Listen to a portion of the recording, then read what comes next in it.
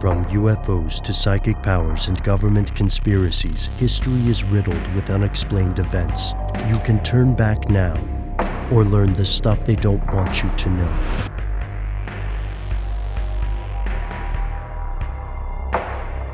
Here are the facts.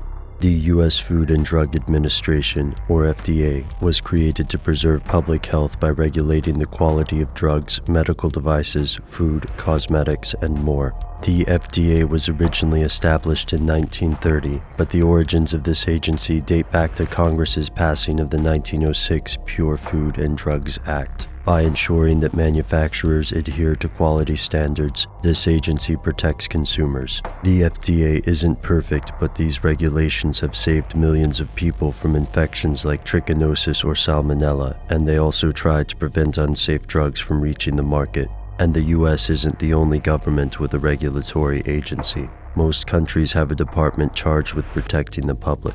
In fact, the United Nations also sets specific regulations on food and drugs for the world as a whole.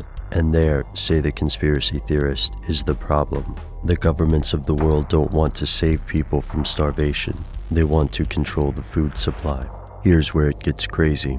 Conspiracy theorists like Alex Jones believe that elites throughout the world's government and industry are working together in secret to create a new world order. Most theorists who believe this also believe this group is taking control of the world's food production. As evidence, these theorists point to international accords like the Codex Alimentarius and domestic legislation like the Food Safety Modernization Act. They allege these laws remove individual and state control over the type of food people can consume. Another concern is that the regulation on vitamins and herbs will make it illegal for anyone other than multinational pharmaceutical companies to produce these substances. Theorists who believe these ideas also claim that the goal of this elite is the massive depopulation of Earth. Scary stuff, but could it be true?